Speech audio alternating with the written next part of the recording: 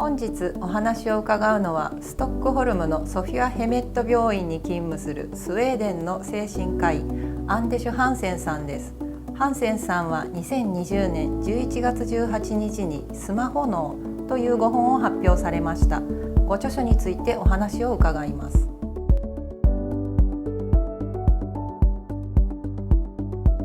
先生は本書の中で友人からのメッセージや SNS、エンターテインメントやゲームなど刺激をたくさんくれるスマホがドーパミン放出の媒体となり、スマホに触れないと麻薬が切れたように禁断症状を感じるようになると記されています。人間はどれぐらい強くスマホに依存するのでしょうか。 When you think about the brain and you ask what is it for, then most people would say, well, it's for thinking or it's for feeling emotions and stuff like that. But that's actually not the case. The brain never evolved to think or to feel. The brain evolved to help us survive, to move the body. And so the purpose of the brain is not to make us feel good or think smart. It's to help us survive. And it's developed in a world that's very different from the one that we live in. We think that these cars and computers and cheap travel and stuff like that, fast food, that's natural because we've only seen that. But in reality, we've just lived this way in a very short period of humanity's time on the planet. This is a very unnatural world, actually, for us. And we have not changed. The human brain has not changed for 10 or even 20,000 years. So biologically speaking, we are still back on the savannah, so to speak. Why is that important?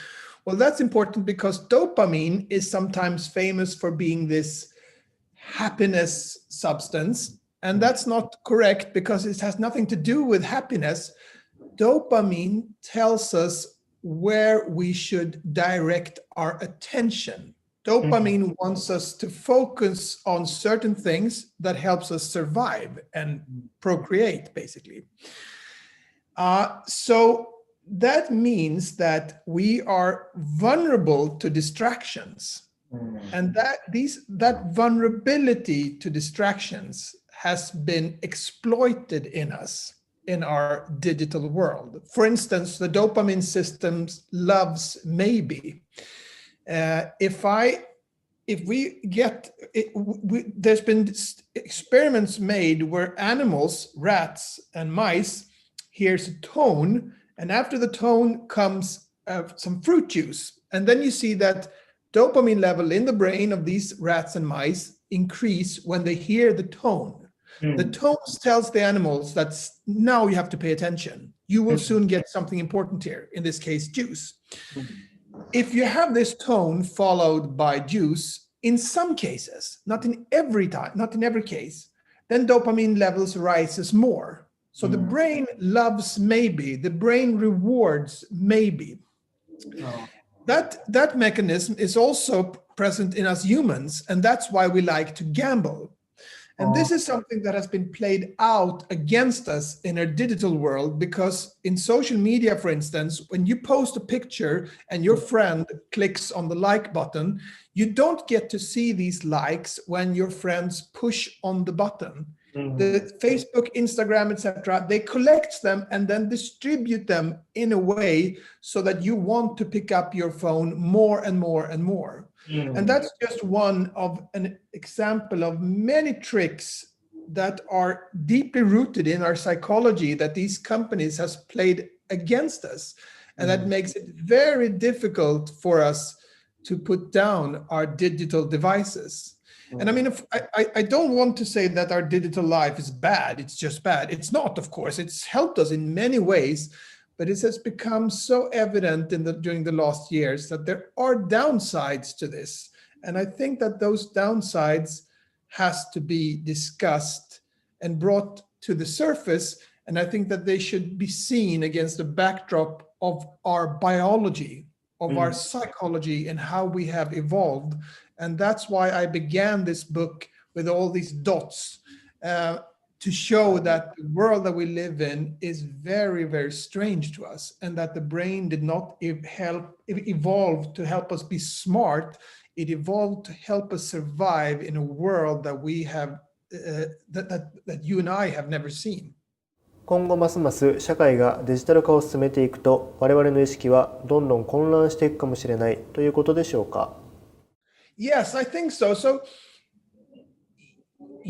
one way of thinking is that we will adapt to this. We will get used to this. It's not a problem. Now, there are reasons to think that we will not adapt to this. For instance, if you read a text in a physical book, just a physical book with paper, and then you read the exact same text on a PDF, on a screen, it turns out that you learn more from reading the physical book. You learn more details and you understand the gist of it better if you read a physical book compared to a screen. Now, if it's a very simple text, there are not much difference between a physical book and a screen. But if it's more difficult stuff, then you learn more from a physical book. And no one knows why that is. It could be due to the fact that long-term memory and the ability to learn your way around a three-dimensional space is closely connected to one another. So maybe you get some tactile references in a physical book. You know, you remember it was on the top of that page and you could feel the page, and that somehow makes it easier for you to remember. But that's just speculation. We do not know why it's easier to remember a physical book. We just know that it is easier to remember a physical book. Now, the interesting thing is that those comparisons between screen and books has been made for many years now, and it turns out that the difference between a book and a screen is increasing.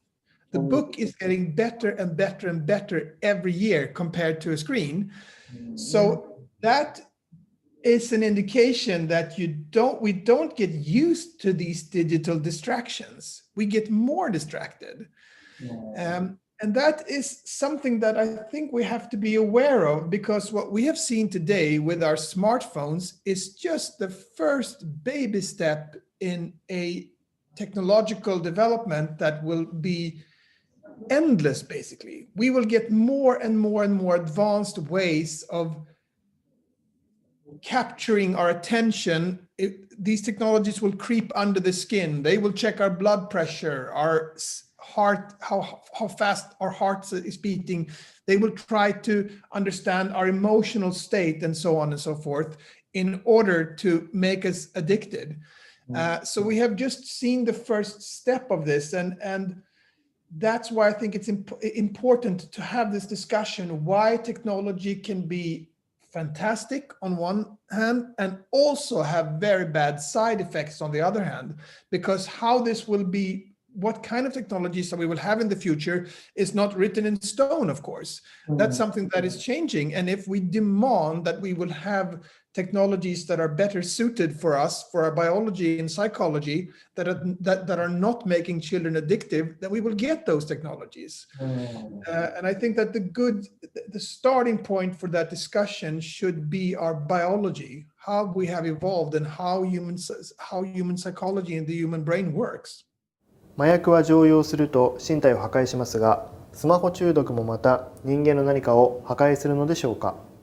Well, that's a very difficult question. We don't know that for sure. The World Health Organization is recommending that you should be very careful when it comes to using screens for young children, especially under 5. Why is that? Well, that's because during those first years in our lives, our brain developed tremendously.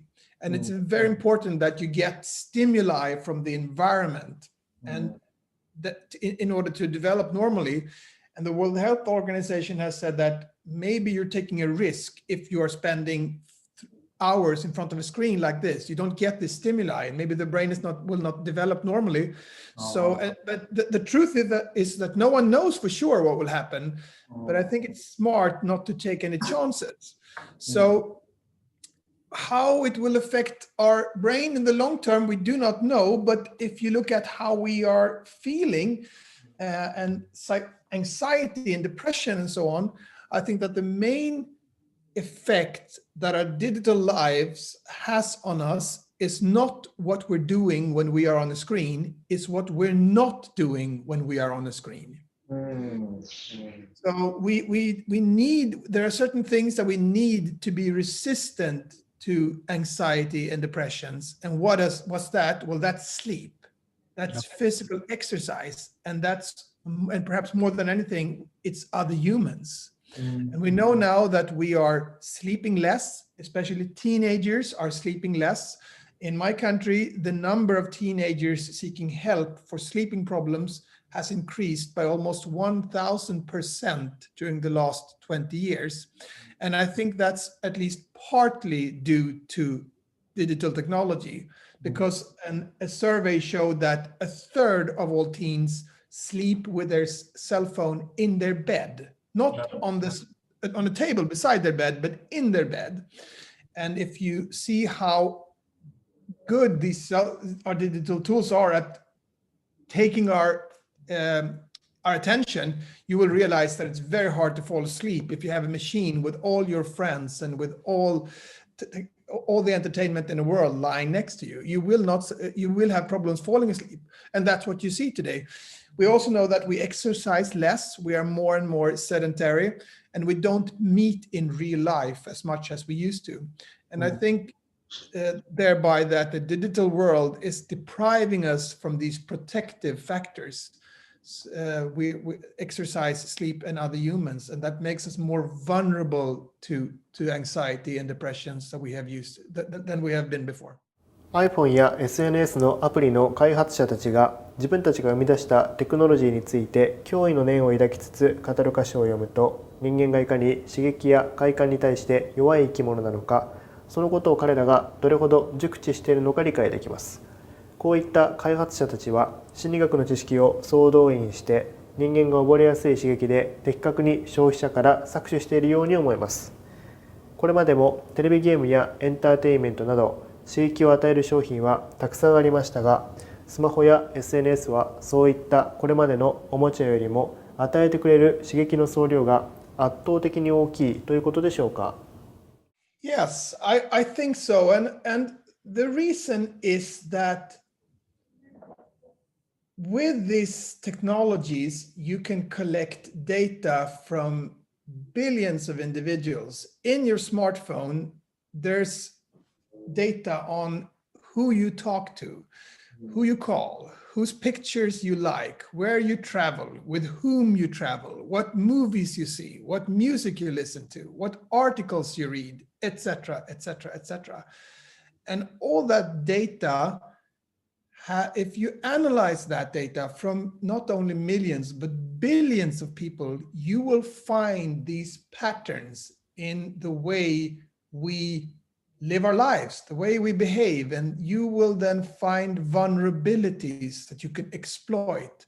And one of these vulnerabilities was the one I said before. If you distribute likes, so you get them randomly, then you want to pick up your phone more to see if there's maybe a new like. So that you have these, of course, you've had many technologies before trying to grab human attention, no question about that. But it has been weaponized in our modern world in a way that we have not seen before. So I think that smartphones are more addictive than other entertainment products, even though they can be very addictive too. And it's so striking that many of these technology executives, they are themselves very careful on how much they use their products. Steve Jobs did not, or limited the amount of time that his children could spend on an iPad. He said that the iPad was fantastic when he presented it to the world, but he did not say that he limited the time on how much his kids could use spending the iPad. Bill Gates gave his children a smartphone when they became teenagers. He did not do that when they were children, and that's because Bill Gates couldn't afford a smartphone. That's because he knew that there was a downside to it. The current CEO of Apple, Tim Cook, said in an interview that if you are looking at the screen more than you are looking into people's eyes, you're doing the wrong thing. And I think that's interesting. The man who leads the company that makes more money on screens than anyone else on the planet, that man is telling, don't use our product so much. And when you look at these developers, it's striking how many of them that were in their late 20s or early 30s when they made these innovations. For instance, the guy who made the thumbs up, the like button on Facebook, and he was brilliant. They all were brilliant. They solved the problem, and that problem was get human attention, get humans to focus on your product, get people not to log out. And then 10 years later, they are parents and they see that their children is crying when they take the tablets away. And then they think, what have I done? We created something that was just too powerful. So there are many, many examples of that. And I personally think it's somewhat of a hypocrisy when you have the Silicon Valley elite paying $20,000, $30,000 per semester so that their children should go to schools where they don't use smartphones in the classroom.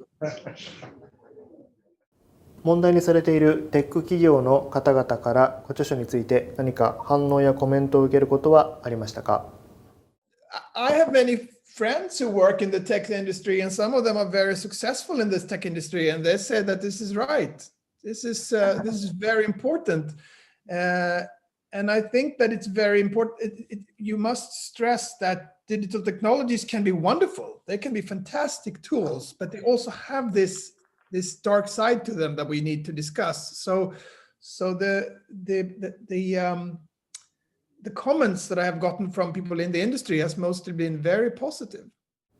先生は本書の中で人間が複数のことを同時に行うことがいかに不可能か、また複数のことを同時にやろうとすればするほどいかに集中力と深い思考力を奪われているかについて書かれています。しかし人はしばしば他のことをしながらスマホを使います。本来はスマホからたくさんの情報を得ることで人は賢くなるはずですが、逆にスマホが人類から思考する能力を奪っているということでしょうか？ Yes, basically. Multitasking, doing several things at once, is something that most people can't do. When we think that we are multitasking, doing two things at the same time, we are jumping from one thing to the other and back and forth. And the brain does not work very efficiently then, because it turns out that it actually continues to process what you just did when you're switching. So when you're switching, the brain is paying some attention to what you recently did, and that's not a very efficient way for the brain to work. There's been tests done where you ask people, are you good at multitasking? And some people say they are good, and some people say they are not so good. And when you actually test their ability to multitask, you see that the ones who said they were good are actually the worst. And that group is primarily men. So most people are very bad at multitasking, and that's important to know that if you read, for instance, if you study for an exam, and then you study and then you check your SMS and you study and check your SMS, then it will take longer for you to learn the stuff than if you just read. And I mean, it takes longer even though you subtract the time you spent on the SMS. So it's an inefficient way for the brain to work. Now, why is that? And the reason is the stuff that I talked in the beginning. The brain didn't evolve for deep thinking. It did not evolve for happiness. It evolved to help us survive, and to be easily distracted, constantly searching your surrounding helped us survive. Because in the world that shaped us, half of us died before the age of 10. They did not die from cancer or cardiovascular disease. They died from animal attacks. They died from infections, predators, dehydration, and stuff like that. So it was important to be easily distracted in that world. And now we live in a world where deep focus is our perhaps most treasured ability. And we have, and if we want to be deeply focused, we have to be aware that deep focus is a very precious ability, and we are easily distracted by nature.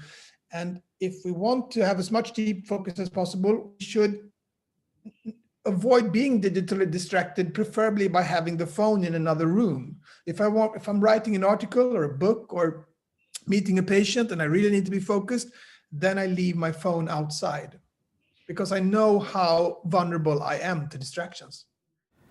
先生は本書の中で手書きの方が PC よりも知識を記憶するときに効果的である例を紹介されています。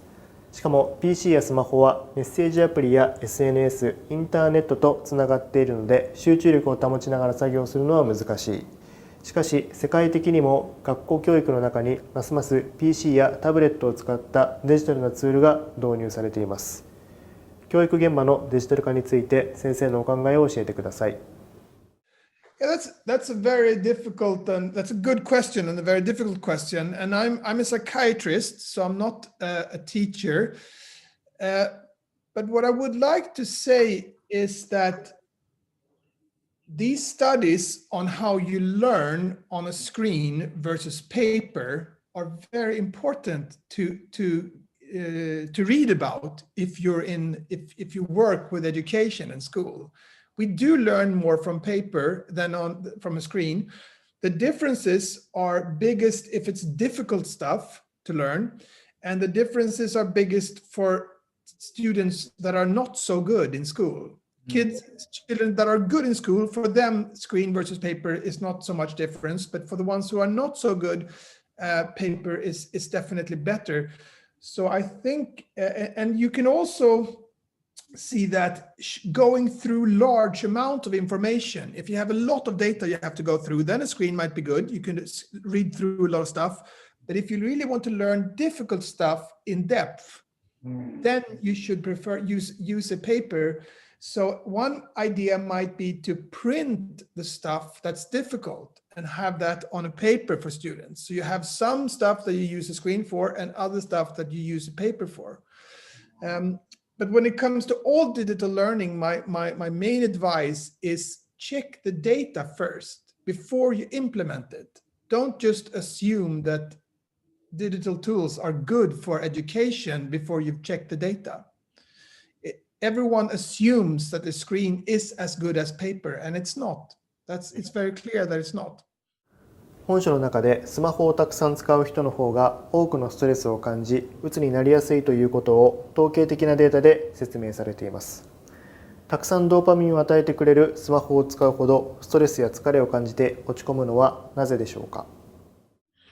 Well, I think that the main reason why an increased usage of smartphones makes us more susceptible to depression is that it takes away these protecting factors.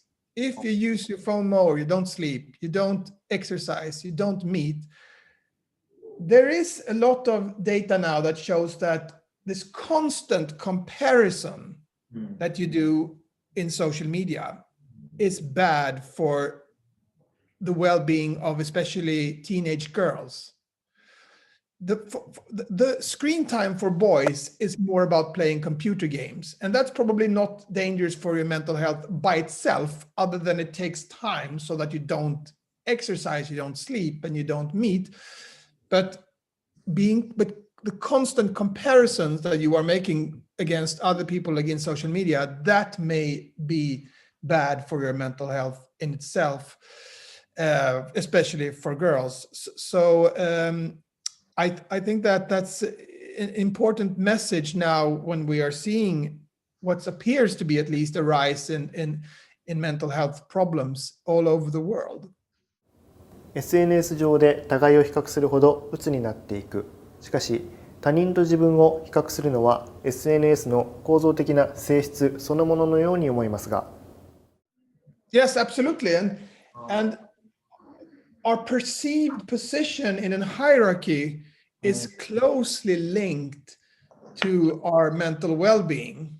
And if we feel that we fall in a hierarchy, then that increases the risks of anxiety and depression. If we feel that we are not as good as everyone else, Now, in our history, we compared ourselves we lived in groups of perhaps 150 individuals, and we compared ourselves to 20, 30 individuals. So those things were pretty stable where we were in the hierarchy. Now we live in a world where we are bombarded with the other people's bodies and other people's successful lives and other people's money and other people's what have you. And that makes us feel inferior because we are seeing this facade of a life, which isn't a life, of course, it's just a facade, but you don't know that when you're 15. You think that everyone is smarter than me, everyone is more beautiful than me, everyone is more successful than me, and then you feel inferior. And of course, this is nothing new. We have been fed with advertising that drives a feeling of inferiority in us since for at least 100 years. But the problem now is that it's so much more weaponized. We get it 4, 5, 6 hours in our phones all the time. And it's also directed personally at us in a way that we haven't seen before. And I think that risks resulting in depressions and anxiety, especially for young people and especially for young girls, actually. 先生は本書の中で SNS が人をナルシストにして他人への共感力を失わせるという研究結果について書いておられます。SNS がナルシズムを引き出すのは理解できますが、なぜ他人への共感力まで失われてしまうのでしょうか。Yeah, that's a very good question, and it isn't obvious that it could. So, for instance, if you would have asked me 20 years ago, what do you think would be the consequence of the digital revolution? I would probably have said that it will open our eyes to a lot more different views. We would see people from all over the world. We become more open to other people's opinions and their way they live their lives. It would be natural to guess that, but it turned out that it did not have that effect. It actually made us more tribal and less open. And of course, it's very hard to generalize these things. People react differently. But it turns out that there is studies that shows that we seem to have become less emphatic during the last years. We seem to have lost somewhat of our ability to feel empathy. And really no one can say why that is. Is that why people rather film an accident, if a car accident, if they see that, they start filming it instead of calling for help or instead of trying to help the ones that are hurt? No one knows. But the fact that we have become broadcasters, all of us, with these, and that we are competing for each other's attention, it seems that is having an effect on our empathy, and you could not have guessed that before. But it turns out that it seems to have that effect, and that's something that we need to be aware of. スマホや PC がいかに麻薬のように人を虜にして人間の精神や能力を衰退させるのか、本書を通してだいぶ理解できましたが、友達とのやり取りもニュースも情報の検索も買い物もエンターテインメントも何もかもがスマホや PC の中に集合しているので、なかなか遠ざけることは難しい。どうすればいいでしょうか。Well, that's very important to know that digital life is making a digital world is making things easier for us. It's helping us in so many ways, and I could not live without my smartphone anymore. But it's become so obvious that there's a downside to it. And I think that the main downside when it comes to our mental health is what we're not doing. It's that we're not sleeping, we're not exercising, we're not meeting each other in real life. And we are paying a price for that.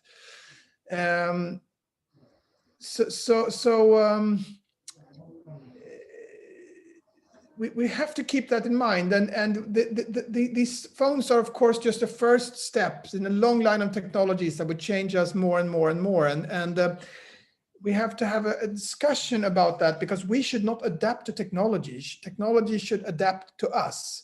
For instance, Facebook, they are making money from grabbing our attention. you are not the customer of Facebook. I'm not the customer of Facebook. You and I are the products of Facebook. There's no customer service that you and I could go to at Facebook because we are not the customers. We are the products. Facebook is grabbing our attention and selling it to advertisers. And Facebook is saying that we just want to connect the world. And that's actually not true. They don't want to connect the world. They want to grab our attention and sell it to advertisers. They could have had the goal of grabbing our attention, connecting us, and then making sure that we are doing things in real life that is good for our mental health. But they didn't. Their main goal was to grab our attention and to make as smart algorithms as possible that takes them more and more time from people. And that will have the effect that they don't do these things that they need to feel good. And that's why this biological perspective is so important. Even in a digital world, we humans are the same. We are the same as we were 10,000 years ago. And we have the same needs for our well-being that our ancestors had. And those needs are being taken, challenged in our digital world in a way that we have never seen before.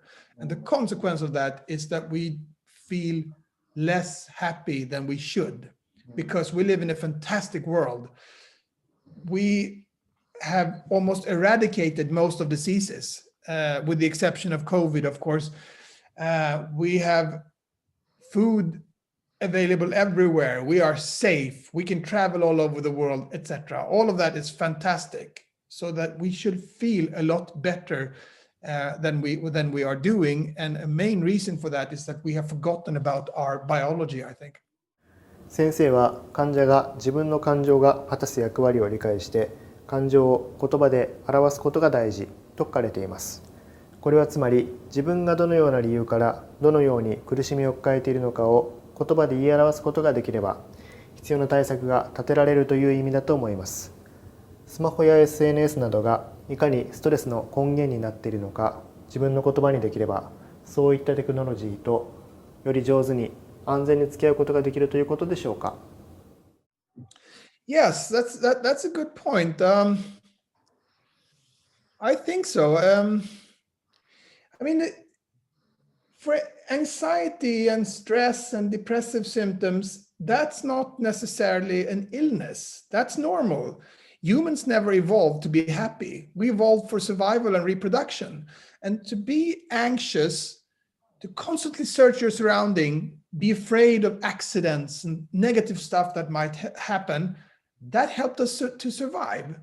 And to sometime withdraw, draw the blanket over your head, hide, that was also good for survival in some cases and when we were threatened by diseases and violence and stuff like that.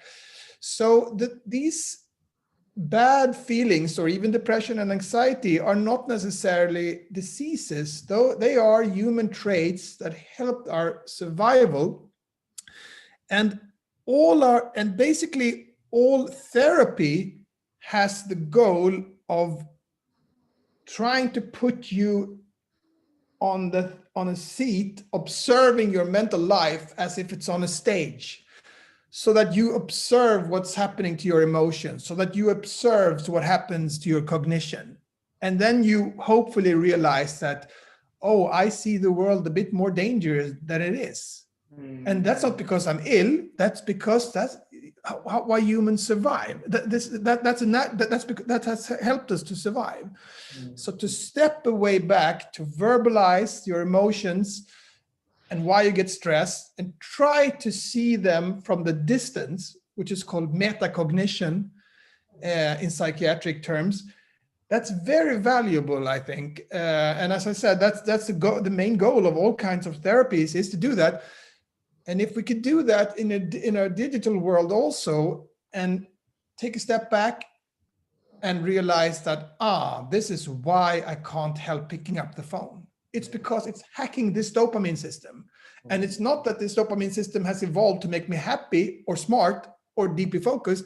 It evolved to help me survive. And it functions in a certain way. And now it's being exploited by this digital tool. Interesting. okay, I better put this stuff in another room then, but when I work, because it will distract me. If we think that way when it comes to our sleep, I need sleep to feel good. I need sleep to consolidate my memories. I need sleep to function. And I have this stuff that is trying to take my attention. Okay, interesting. Let's put this thing in another room than when I sleep, etc. So I think the verbalization, if you are a way to get that at that, is by this metacognition perspective, that you take a step back, try to observe your mental life, try to observe what is pushing your emotional buttons and why you are behaving in a certain way. If you try to understand that, it makes it easier to function better. And that's also the way to go for the effect on digital media on our well-being and cognition.